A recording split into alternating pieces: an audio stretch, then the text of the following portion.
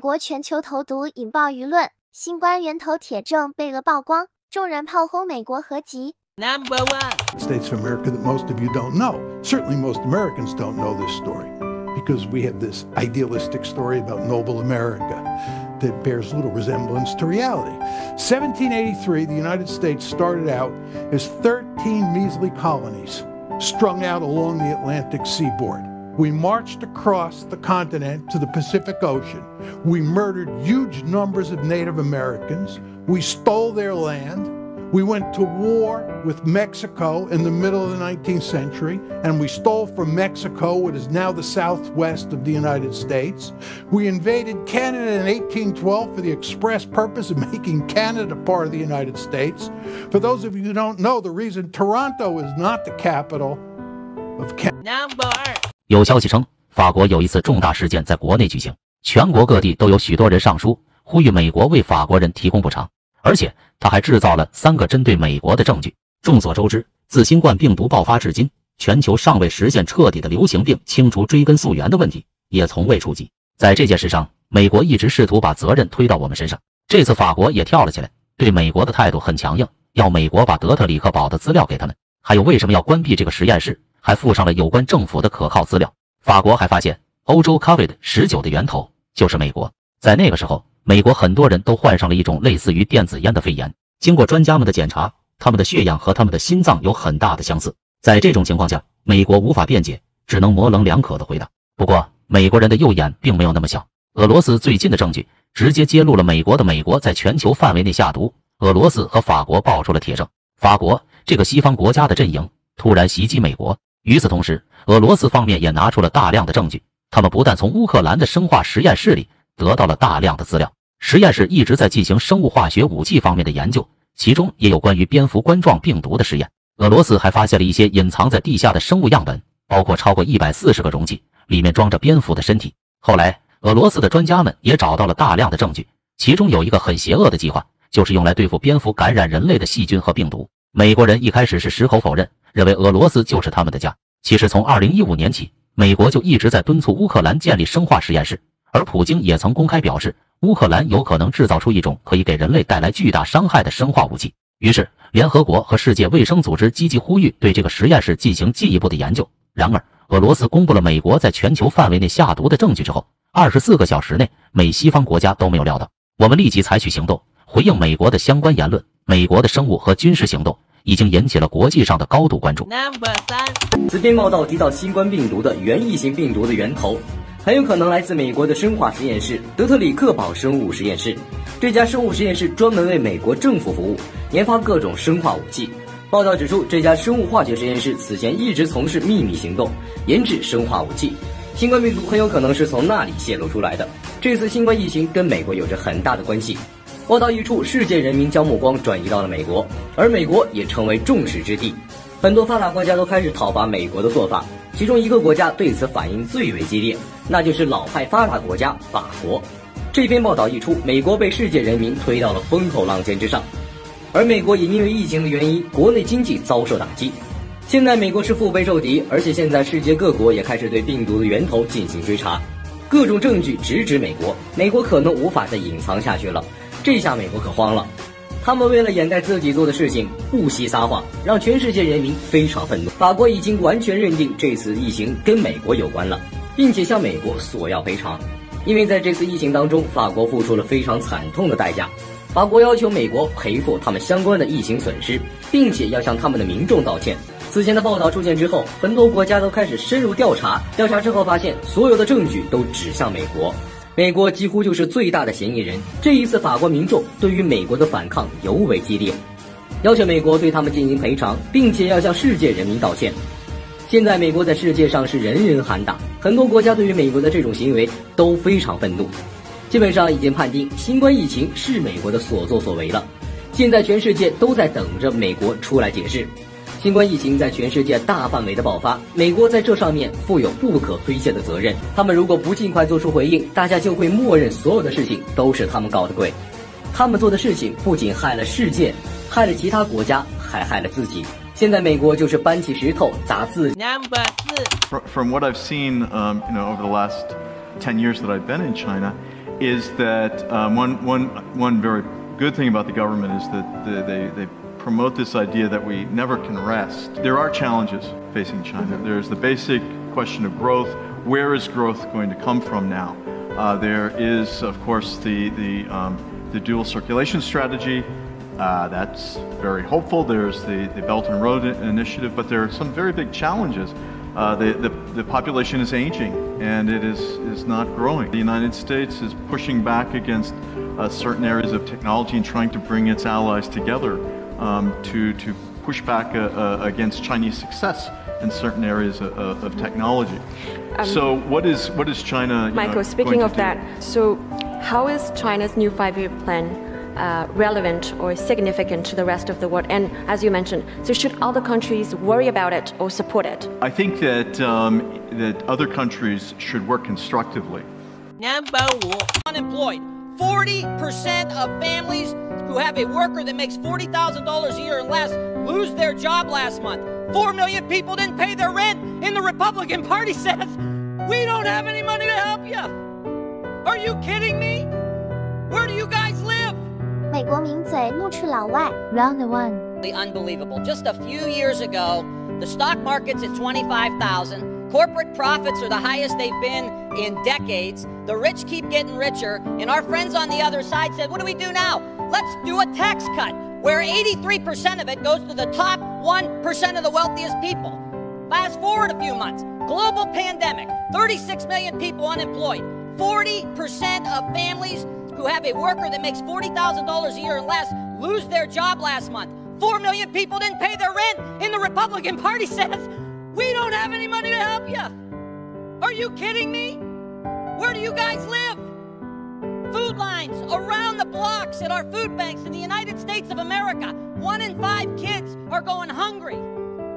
Your party can't even get food to them. This isn't a wish list.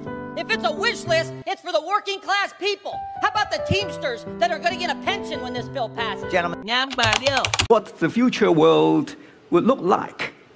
Here we have to thank the Chinese for it largely, because the future world, as I saw it the other day when I gazed my crystal ball, that the world will be connected by high-speed railway, looking something like this. You may wonder, how did this all happen? And are the Chinese really able to connect the world by high-speed railway? Well, my answer is yes. If we look at history, we don't need to look too far back, because the development of high-speed railway in China has been only about 10 years or so. To the extent that now China has the largest high-speed rail. Number 6. Whenever I came to Beijing, it looked to me as this was a new city, growing, becoming more and more impressive. Now that gave me the third perspective of China as a country where you would not necessarily convince your interlocutor, your partner, that something is really as important as you think. But if they find out that it is important, they would also decide very quickly on what exactly has to be done, and they will implement that decision very energetically. So that idea of implementation was very important. Now, why I'm telling you all this? I'm telling you all this because this is the basis from which I proceed when we talk about China's roads and prospects. You see, in the United Nations we learned that China has been a major factor in global improvement. Now, as you know much better than me, the changes in the last generation has been enormous in China, and the fact that hundreds of millions of people were brought from poverty to better living standards was a huge success. But what is less known is that that huge success also gave... Number 5. M'attendais à voir, parce que d'abord j'avais effectivement une connaissance assez imprécise de la Chine, et une connaissance qui m'avait été transmise en gros par les médias. Et cette connaissance-là était largement fausse, et c'est ce qui m'a frappé au départ. Par exemple, pour un Français moyen, qu'est-ce que c'est qu'un Chinois? c'est quelqu'un qui est habillé en bleu de travail avec un col Mao, qui mange du riz toute la journée, qui ne travaille pas, et qui est petit. Et quand on arrive à Pékin, on s'aperçoit que d'abord, c'est pas ça du tout, que les Chinois sont pas petits, d'abord, vous n'êtes pas petites vous-même, qu'ils sont habillés souvent très bien, parce qu'en fait, nos habits, ce sont eux qui les fabriquent souvent, donc ils sont habillés au moins aussi bien que nous. Et ensuite, ils travaillent d'abord le riz chez eux. Moved the majority of their huge population from poverty to the middle class, and mostly cornered the market in 5G and pharmaceuticals. Oh, and they bought Africa.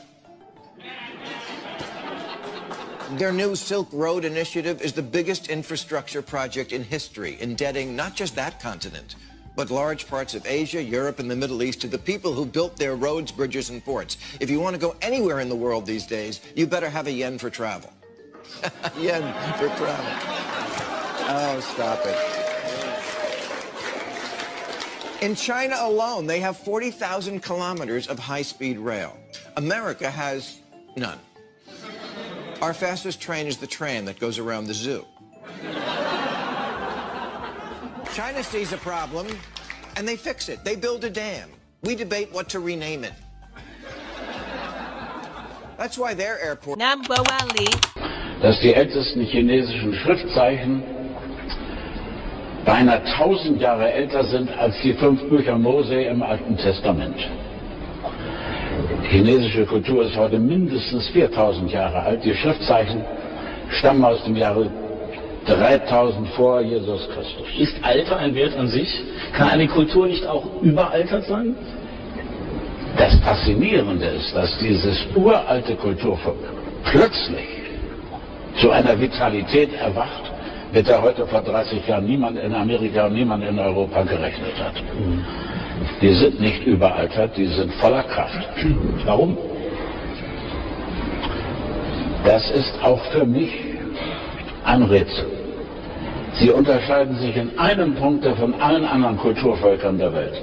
Nämlich, es gibt keine das ganze chinesische Volk deckende gemeinsame Religion. Die Inkas, die Mayas, die Ägypter, die alten Griechen, die Römer, alle hatten sie ihre Götter. Später einen Gott. Der Islam hat einen Gott. Wir haben die heilige Dreieinigkeit. Die Chinesen haben dergleichen nicht.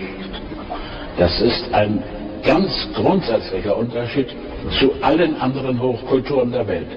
Vielleicht hat das etwas zu tun mit der Frage, mit der Erklärung der Dauerhaftigkeit dieser Kultur. Also eine säkuläre Kultur im Grunde.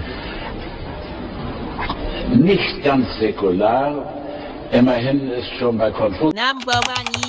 차이나에 대해서 이제 집중적으로 얘기를 했었는데 그 문화의 차이라는 게 그 시간에도 좀 느낄 수가 있었어요. 우리나라에서는 내 거, 그러니까 나만 갖고 있는 거 이런 거에 대한 그런 인식이 굉장히 크기 때문에 그런 게 우리나라에서는 잘 안 된다라는 게 있었거든요.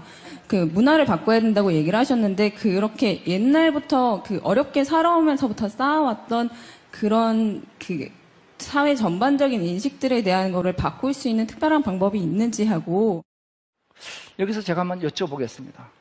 과연 한국과 중국 어느 나라가 더 개방적일까요? 한국이요? 뭐 어떤 생각하면은 중국이 사회주의 국가니까 한국이 더 개방적일 거라고 생각하기 쉽죠.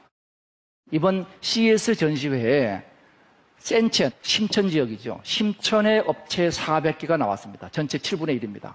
이 400개 업체가 놀라운 걸 보여줬어요. 그게 뭐냐? 그들 업체가 서로 경쟁하는 업체들인데 그들이 샤시를 공유하고 부품을 공유하고 소프트웨어를 공유하고 있어요. 그들은 이러한 공유를 통해서 전체 경쟁력이 커진다는 걸 알고 있는 거죠. 한국은 어때요? 한국은 아직까지 과거 성공 신화에 빠져 있습니다. 각계약진, 치열한 경쟁, 레드오션 전략, 숨기기, 사일로 만들기, 정부도 칸막이하고 대기업도 칸막이하고 중소기업도